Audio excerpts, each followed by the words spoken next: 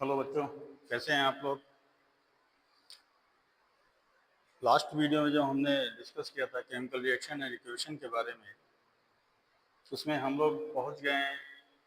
एक क्वेश्चन था जिसमें क्वेश्चन वाइज हम लोगों ने ये जाना कि केमिकल रिएक्शंस होता क्या है, फिजिकल एंड केमिकल चेंज होता क्या है। अब हम आगे बढ़ते हैं। अब जो इम्पोर्टेंट पॉइंट्स आने वाले हैं वो ये है, केमिकल रिएक्शंस के टाइप्स, कितने टाइप्स के केमिकल रिएक्शन हमें पढ़ने हैं। एंड सेकंड जो है, बैलेंस करना है केमिकल रिएक्शंस को। तो टाइप्स जो हैं, जो बुक्स में एनसीईआरटी में दिया गया है उसके अकॉर्डिंग वैसे तो दिया है, कॉम्बिनेशन है, डिकम्पोजिशन है, डिस्प्लेसमेंट है, डबल डिस्प्लेसमेंट है। दो और ऐड कर दिए हैं जो कि छुपे हुए हैं, लेकिन बहुत सारे टेक्स्ट में आपको मिल जाएगा। Exothermic and endothermic reactions and redox reaction. Redox एक शब्द हमने डाला हुआ है जो शायद आप लोगों को जब हम डिटेल में थोड़ा जाएंगे क्वेश्चन वाइज, लेकिन तो उसमें हम थोड़ा इसको एक्सप्लेन कर देंगे। वैसे आई होप आप सबको ये नाम, ये टर्म सुना हो, नहीं सुना है तो भी कोई प्रॉब्लम नहीं। बैलेंस केमिकल इक्वेशन के मैटर में क्या देखना है, बहुत इंपॉर्टेंट है, law of conservation of mass. बहुत सारे कॉम्पिटिशन्स में भी ये क्वेश्चन पूछ लेते हैं कि आखिर क्यों बैलेंसिंग चाहिए, बैलेंस करने के लिए क्या जरूरत है कि हम बैलेंस करें केमिकल रिएक्शन को, ना करें क्या जाता है, लेकिन करना होता है। तो law of conservation of mass क्या कहता है, स्टेटमेंट मैं नहीं बता रहा हूं, लेकिन हाँ आप लोगों को पता होगा ऐसा मैं मानता हूं। तो मास जो है, पूरे यूनिवर्स का जो मास है, और energy, even mass and energy दोनों, लेकिन हम यहाँ बात कर रहे हैं मास की। तो मास जो है वो कांस्टेंट रहता है। Mass neither be created nor be destroyed. न तो मास को हम क्रिएट कर सकते हैं और ना ही मास को डिस्ट्रॉय कर सकते हैं। तो ओवरऑल जो मास होना चाहिए वो कांस्टेंट होना चाहिए। अब कोई भी रिएक्शन हो रही है, ए प्लस बी, अगर सी बन रहा है, कोई प्रोडक्ट बन रहा है, तो सॉरी थोड़ा डिस्टर्ब हो रहा है।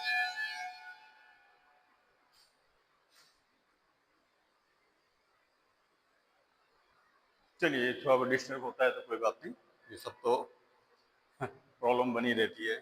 एनीवे, कंजर्वेशन मास की हम बात कर रहे हैं। अगर कोई रिएक्शन हम सपोज करें ए प्लस बी इक्वल टू सी हो रहा है, ए प्लस बी या ए एंड बी दोनों क्या रिएक्टेंट है और ये क्या है, सी प्रोडक्ट है, तो total mass of the A and B should be equal to the total mass of the C. देखिए, मास को मेजरमेंट हम कैसे करें, इसलिए बाद में आपको पढ़ने को मिलेगा। इसके लिए नंबर ऑफ मोल्स की बात होती है, ठीक है। अब रिएक्शन में अगर आते हैं, कोई रिएक्शन ले लेते हैं, कोई भी केमिकल रिएक्शन ले लेते हैं। फॉर एग्जांपल, सपोज कीजिए हमने पानी बनाया, H2 प्लस ऑक्सीजन के साथ रिएक्ट किया और H2O बनाया।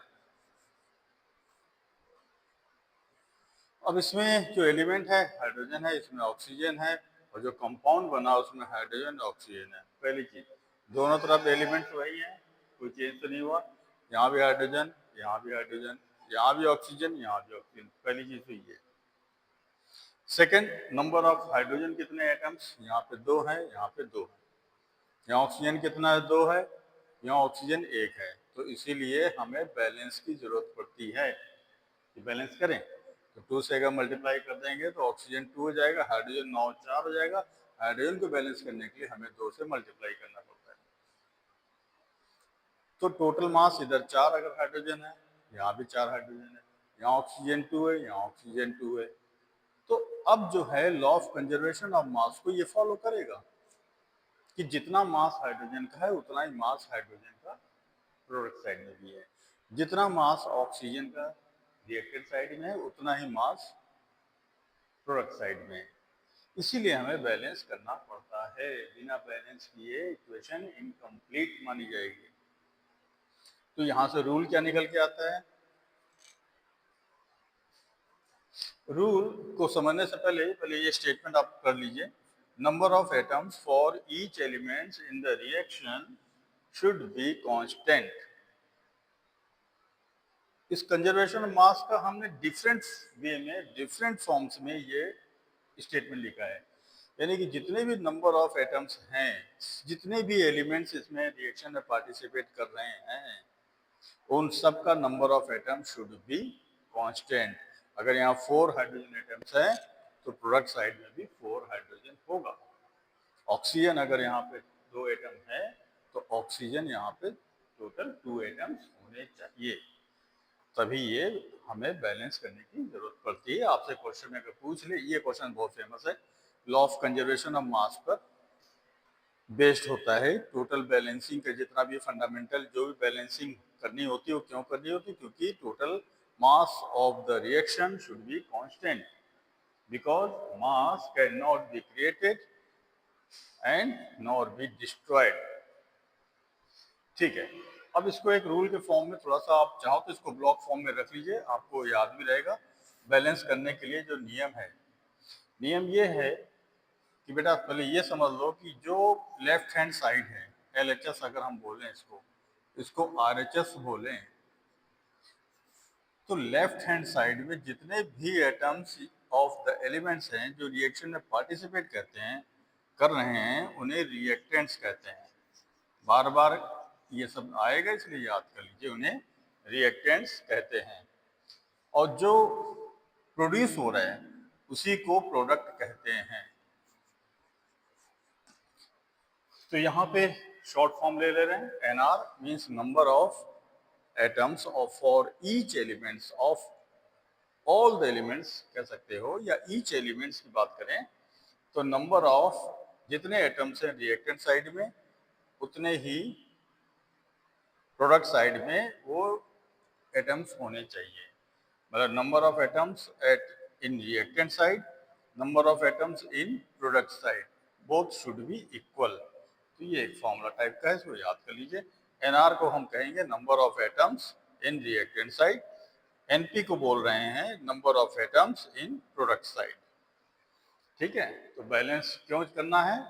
On the basis of conservation of mass, number of atoms for each element should be equal, should be constant during the reaction। इसीलिए हम रिएक्टेंट साइड में जितने भी एटम्स हैं और प्रोडक्ट साइड में जो भी एटम्स हैं वो अपने अपने एटम्स एलिमेंट्स के कांस्टेंट होने चाहिए। इसको हम अब आगे बढ़ेंगे। आगे हम क्या करेंगे, इन दोनों टॉपिक को एक साथ कवर करने वाले हैं। हम कुछ एग्जाम्पल लिखते जाएंगे, बैलेंस करते जाएंगे, साथ में रिएक्शंस की बात होंगी, उससे रिलेटेड जो भी इम्पोर्टेंट पॉइंट्स हैं जो आपको याद रखना है, जिससे आप 100% अपने एग्जाम में सक्सेस अचीव कर सकते हैं। ठीक है, फिर आगे बढ़ते हैं इसके बाद।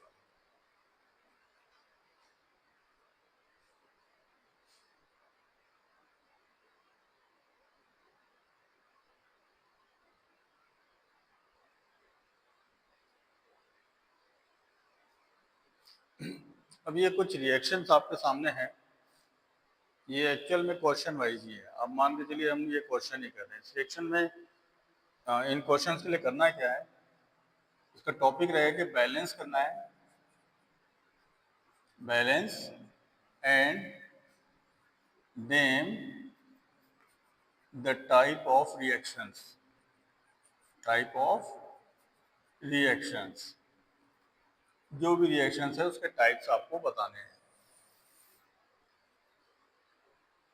तो इस चैप्टर में जो भी आपने अब तक पढ़ा है उसकी बेसिस पे अब आपको समझना है कि रिएक्शन है क्या। रिएक्शन के टाइप हमने बता दिए, हम लोगों को कौन कौन से पढ़ना है, कॉम्बिनेशन पढ़ना है, डिकम्पोजिशन पढ़ना है, डिस्प्लेसमेंट पढ़ना है, डबल डिस्प्लेसमेंट। बाकी जो चीज़ें एक्सोथर्मिक, एंडोथर्मिक, रिडॉक्स, ये लेटर ऑन उसमें आएंगी। अब ये क्वेश्चंस वाइज ही चलेंगे, सारे क्वेश्चंस को हमने 1 2 3 इनको बैलेंस करना है। तो सबसे पहले क्या होता है, आपको पता तो है कि रिएक्शन है हो क्या रही है, क्या है, या इनका टाइप ऑफ रिएक्शन क्या है, पहले तो ये भी समझ लें, या फिर पहले बैलेंस कर लें। दोनों बातें एक ही हैं, पहले बैलेंस कर लो फिर उसके बाद देखा जाएगा। बैलेंस का रूल, चलिए पहले बैलेंस ही करते हैं। बैलेंस में सबसे पहले क्या देखना है आपको, कैल्शियम ऑक्साइड है, वाटर के साथ रिएक्शन है, कैल्शियम हाइड्रोक्साइड बन रहा है और हीट भी रिलीज हो रही है। अब नाम आपको कुछ कुछ चीज़ें नाम पता होना चाहिए। कैल्शियम ऑक्साइड को क्विक लाइम भी कहते हैं और कैल्शियम हाइड्रोक्साइड को सिलेक्ट लाइम कहते हैं और लैम वाटर भी कहते हैं। ये हमने आपके नॉलेज के लिए रख दिया कि ताकि ये आपको पता होना चाहिए कि सिलेक्ट लाइम और लाइम, और रिएक्शन बहुत इंपॉर्टेंट है, बहुत इंपॉर्टेंट है। अब इससे इंपॉर्टेंट रिएक्शन इस चैप्टर में नहीं है, तो क्विक लाइम याद रखिए क्या कहेंगे, कैल्शियम ऑक्साइड।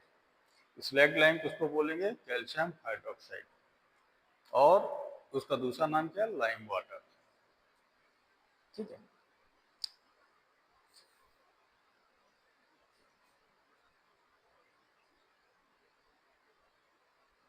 सो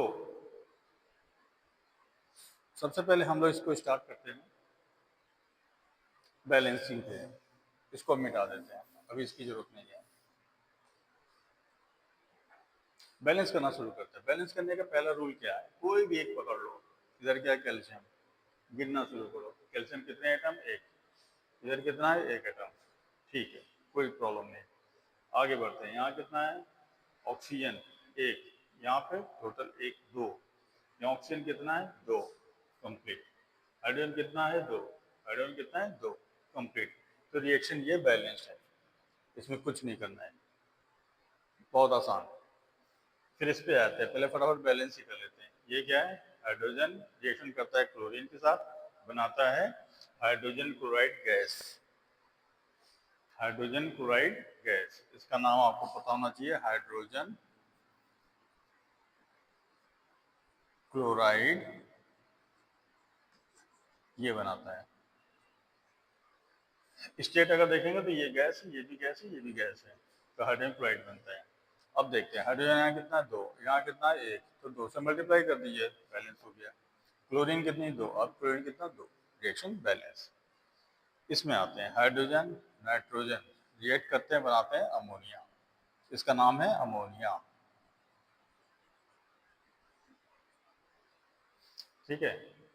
अब अमोनिया फॉर्मेशन का बहुत बेहतरीन रिएक्शन है, बहुत इंपॉर्टेंट है, आपको नाम से पूछ सकते हैं। हो सकता है वर्ड इक्वेशन देते हैं, आपको बोलेंगे केमिकल रिएक्शन लिखिए और बैलेंस करिए। बैलेंसिंग का क्या, हाइड्रोजन कितना है, दो। यहाँ तीन, गड़बड़ है। यहाँ नाइट्रोजन दो, यहाँ नाइट्रोजन एक, तो दो से मल्टीप्लाई कर दीजिए। अब हाइड्रोजन कितना हुआ, यहाँ सिक्स, यहाँ कितना हुआ, दो, तो तीन से मल्टीप्लाई कर दीजिए। ठीक है। ये एक्चुअली में देखा जाए तो ये एक अमोनिया फॉर्मेशन का इंडस्ट्रियल मेथड है। आपका सिर्फ तो हैबर प्रोसेस एक है, हैबर प्रोसेस कहते हैं इसको, for ammonia production. Ammonia production बहुत क्वेश्चन, बहुत इंपॉर्टेंट रिएक्शन है ये। अमोनिया प्रोडक्शन के लिए ये हाइबर प्रोसेस है। सॉरी, ए नहीं होगा, only H, Haber process. Haber process है। तो ये तीन रिएक्शन है। इन तीन रिएक्शन को हमने सबसे पहले क्या किया, बैलेंस कर लिया। बैलेंस करने के बाद अब हम आते हैं ये जानने के लिए कि ये सब हो क्या रही है, किस तरह की रिएक्शंस हैं। ये इसलिए इंपॉर्टेंट है, इससे बहुत क्वेश्चन बनेंगे। कैल्शियम ऑक्साइड मतलब क्विक लाइम, क्विक लाइम आप ले आओ, इसको फिर से लिख रहे हैं, क्विक लाइम है ये। अक्सर घरों में जब पुताई होती है ना, तो लोग मार्केट से लेके आते हैं ना वो क्या बोलते हैं, चूना पत्थर या चूना जैसा होता है, क्विक लाइम लेके आते हैं। क्विक लाइम को क्या करते हैं, पानी में भिगो देते हैं। ये पानी तो है, वाटर में उसको भिगो दिया, भिगोने के बाद क्या बन गया, कैल्शियम हाइड्रोक्साइड बन गया। और हीट, जब आप डालेंगे बाल्टी के अंदर ना पानी, जब उसमें डालेंगे तो ऐसे बबल बबल उठता है, बिल्कुल हीट हो जाता है। पूरा पूरा जो बास्केट होगा आपका, प्लास्टिक में नहीं करते हैं इसीलिए फट जाएगा, तो जो अच्छी बाल्टी होती है उसमें करते हैं, तो उसमें भी हीट काफ़ी जनरेट होता है। तो कैल्शियम हाइड्रोक्साइड बनता है स्लैग्ड लाइम। स्लैग्ड लाइम जो होता है ये मिल्की होता है,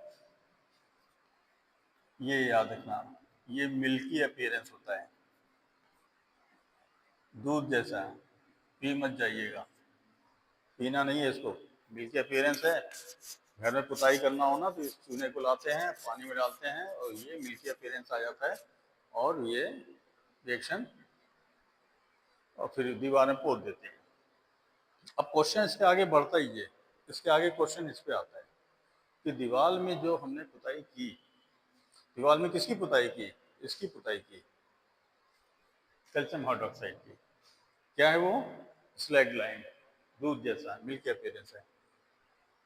अब क्या करता है कि एटमॉस्फेयर की कार्बन डाइऑक्साइड जो होती है, एटमॉस्फेयर जो एटमॉस्फेरिक होता है, एटमॉस्फेयर से जो आता है कार्बन डाइऑक्साइड, उसके साथ वो रिएक्ट करके कैल्शियम कार्बोनेट बना देता है और ये वाटर आ जाता है। ये भी रिएक्शन बहुत इंपॉर्टेंट है, इस पर क्वेश्चन बनता है। दीवारों में जो पुताई हो गई उसमें चमक क्यों आ जाती है? चमक क्यों आती है? क्योंकि कैल्शियम हाइड्रोक्साइड हमने पोता है।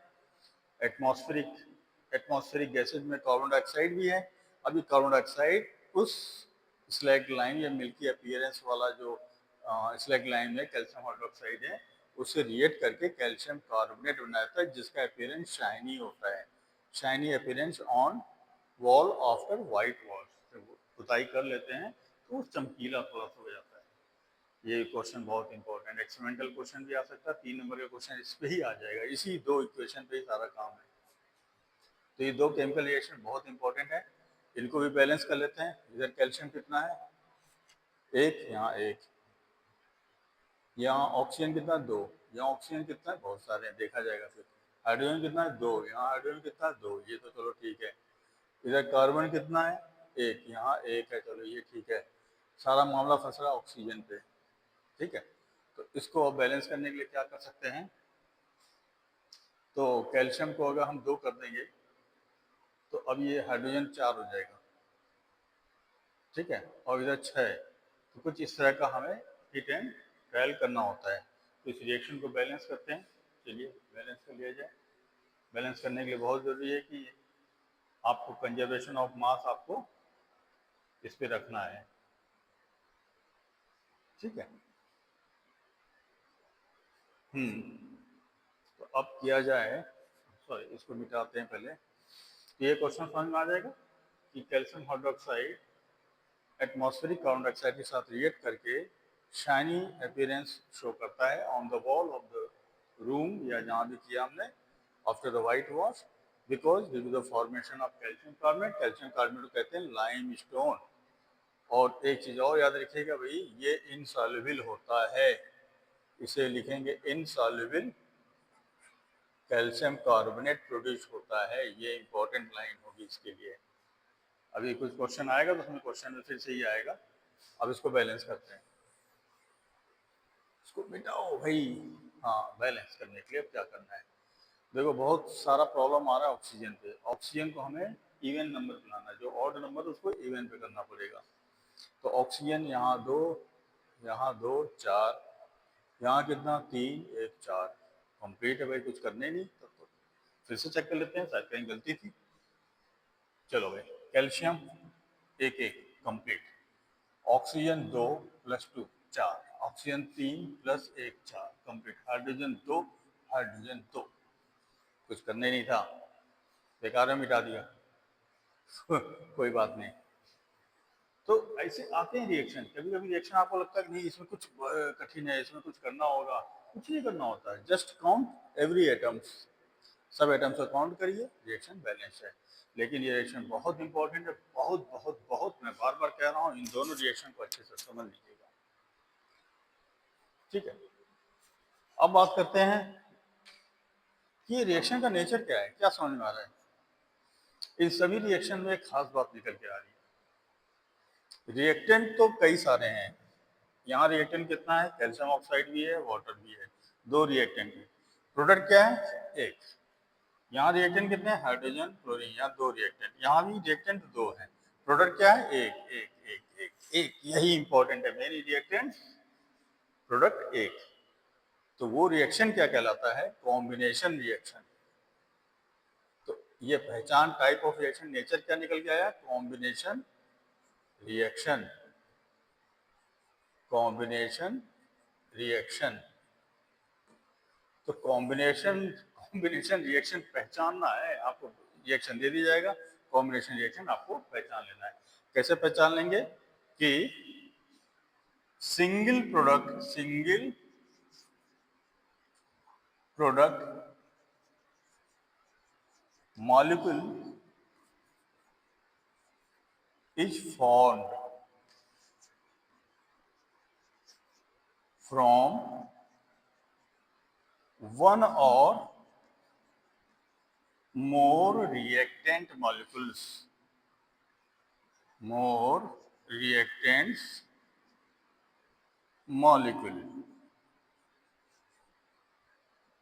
molecules, यही इसकी पहचान है। बस यहां कर सकते हो मेनी रिएक्टेंट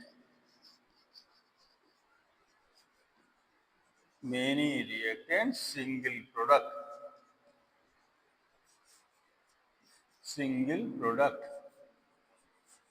ये फॉर्मूला आपका बन गया। डिफिनेशन अगर लिखना है तो डिफिनेशन भी हो गया और साथ में ये फॉर्मूला भी तैयार हो गया। बहुत इंपॉर्टेंट है। अब ऐसी भीड़ में जितने रिएक्शन है पहचान लीजिएगा। Many reactant single product, many reactant single product, many reactant single product, काम खत्म। ठीक, तो इंपॉर्टेंट है ये। अब एक और इंपॉर्टेंट बात यहां निकल के आ रही है, इसको अब हटा देते हैं। एक और बात दिख रही है, सॉरी, इस रिएक्शन को रखते हैं हीट। एक और खास बात यहां पर निकल के आ रही है। क्या निकल के आ रहा है? यूजुअली, नॉर्मली, अब इसकी जरूरत नहीं है, सब हटा दे रहे हैं।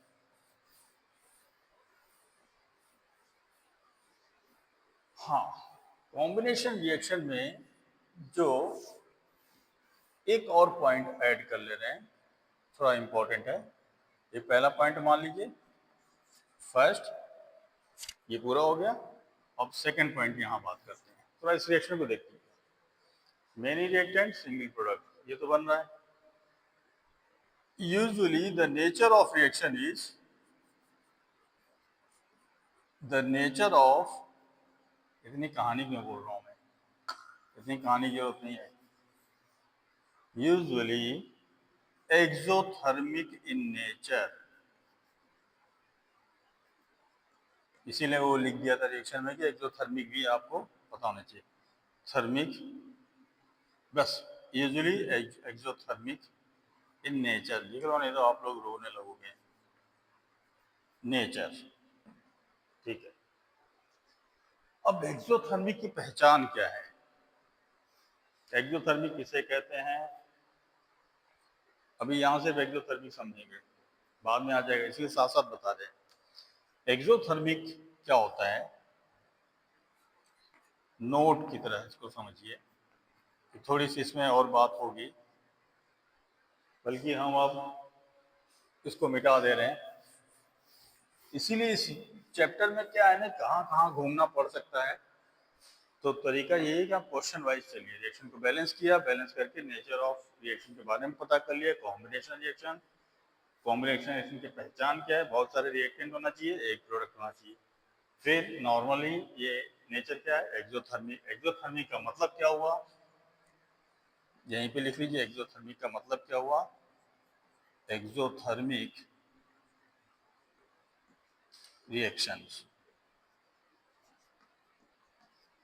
reactions associated with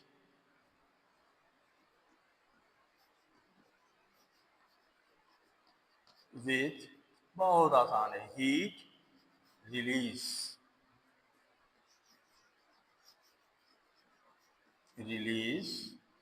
during the process. कोई भी exothermic reaction associated with the heat release या with the heat release, इसका मतलब होता है विथ। कभी कभी हम ऐसा साइन लगाएंगे तो मतलब विथ है, विथ द हीट रिलीज। तो हीट निकलता है, और क्या पहचान है? शुद्ध देसी हिंदी में समझिए। अगर किसी रिएक्शन से कोई भी रिएक्शन हो रही है, अगर हमको गर्मी महसूस हो रही है, हमको छूने से वो बर्तन गर्म लग रहा है, या टच करने, हाँ, टच छूने से अगर हमको वो गर्म लगा, तो वो एक्सोथर्मिक रिएक्शन। एक्सोथर्मिक रिएक्शन की सबसे इम्पोर्टेंट पहचान बस ये है कि वो रिएक्शन जिसमें थोड़ा सा हमें गर्मी महसूस हो। हमें अगर गर्मी महसूस हो रही है तो वो एक्सोथर्मिक रिएक्शन हो रही है कहीं। तो एक्सोथर्मिक रिएक्शन के बहुत क्या पहचान है कि हमें गर्मी महसूस हो रही है। ठीक है, फिर एक छोटा सा टॉपिक है, फिर इसको कवर करते हैं।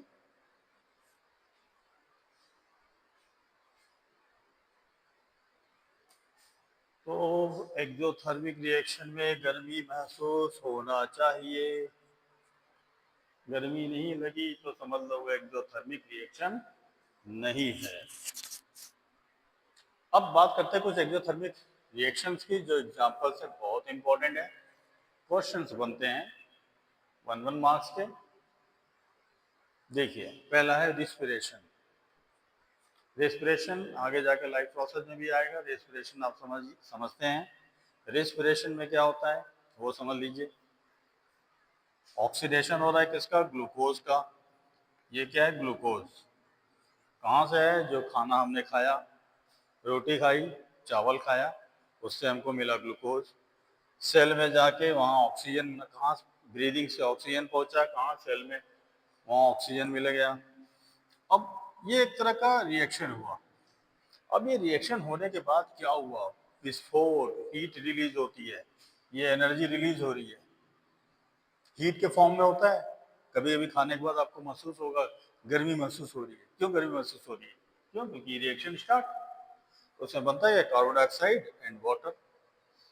फिर यहाँ रिएक्शन बैलेंस कर लो भाई फटाफट। देख लो, कार्बन 6 है, यहाँ कितना है? 1 है, लगा दो फटाफट 6। हाइड्रोजन कितना? 12 है, वहाँ हाइड्रोजन 2 है, कुछ नहीं, लगा दो 6, 12 ही हो गए। फिर क्या हुआ? ऑक्सीजन को देख लेते हैं। ऑक्सीजन 6 है, यहाँ 2 है, यहाँ 12, 6 18।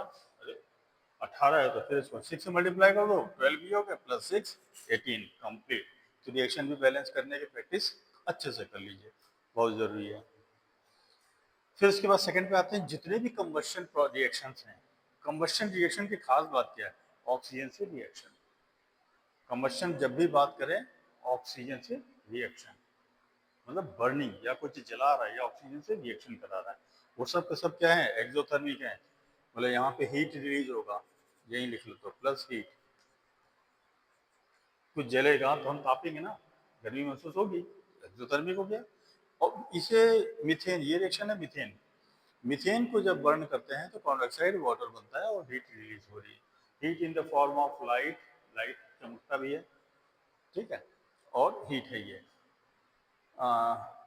लाइट भी एनर्जी का फॉर्म, मतलब ये heat and light both are the form of the energy.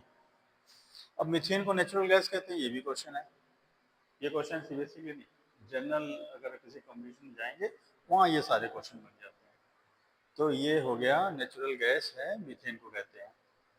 अब इसको भी बैलेंस करके देख लेते हैं। कार्बन A1, कार्बन 1, और क्या है? हाइड्रोजन 4, हाइड्रोजन 2 है तो 2 से मल्टीप्लाई कर दो, 4 हो गया। ऑक्सीजन 2 2 4 हो गया, तो 2 + 2 4, तो यहाँ 2 से मल्टीप्लाई कर दो। Carbon 1, carbon 1 complete, hydrogen 4, hydrogen 4 complete, oxygen 4, oxygen 2 + 2 4 complete. फिर एक और प्रोसेस है जो बहुत गांव में, खेतों में, आपको जब खाद बनाते हैं ना, गोबर को जहाँ डंप कर देते हैं, कभी उठा के देखिएगा, गोबर को डंप जहाँ कर दिया, ठीक है, या भूसा, कचरा, वेजिटेबल्स, ये सब कुछ भी जो कंपोस्ट करते हैं, कभी हाथ डाल के देखिएगा, हीट मिलेगा। तो कंपोस्टिंग, जो कंपोस्ट फॉर्मेशन है, वो भी एक तरह का एक्सोथर्मिक रिएक्शन है। अब बात है फ्रीजिंग ऑफ वाटर। बहुत अच्छा क्वेश्चन बनता है, कहाँ बनता है लेकिन, आगे मेडिकल वगैरह में, एंट्रेंस वगैरह में। Freezing of water is exothermic process. पानी को जब जमाते हैं, बर्फ बनाते हैं, तो उस रिएक्शन को क्या, वो कैसा रिएक्शन होता है? एक्सोथर्मिक। क्योंकि एक्सोथर्मिक का काम है कि हीट को रिलीज कर दो, तभी तो ठंडा होगा, मॉलिक्यूल क्लोज आएंगे। हीट रिलीज होगा तो मॉलिक्यूल्स क्लोज आएंगे और इस तरह का आइस फॉर्मेशन या फ्रीजिंग होना पॉसिबल है। हीट रिलीज नहीं हुआ तो मॉलिक्यूल पास पास ही नहीं आएंगे, टेंशन में बने रहेंगे, दूर दूर भागे रहो। ठीक है, तो आज के लिए मुझे लग रहा है यही है। फिर इसके बाद कुछ क्वेश्चन फिर आएंगे इसी पे, बाकी रिएक्शन को कवर करेंगे और एक या दो वीडियो में फिर लेक्चर को कंप्लीट कर दिया जाएगा। ओके देन, अच्छे से पढ़ाई करिएगा। हाँ, विंटर के मौसम में क्या होता है ना कि नींद बहुत आती है, तो नींद ना आए इसके लिए कुछ ना कुछ एक्सरसाइज करते रहिए। तो मैथमेटिक्स ऐसा सब्जेक्ट को आप यूज़ कर सकते हो नींद भगाने के लिए। ठीक है, बाकी सब्जेक्ट में नींद आती है, मानते हैं, लेकिन अगर मैथमेटिक्स में कुछ कैलकुलेशन का काम शुरू कर दोगे तो नींद अपने आप चली जाएगी। इसलिए गुड नाइट। फिलहाल यहाँ रात है इसलिए गुड नाइट। बाकी आप लोग अपना ध्यान रखिए और अच्छे से पढ़िए। ठीक है, थैंक यू।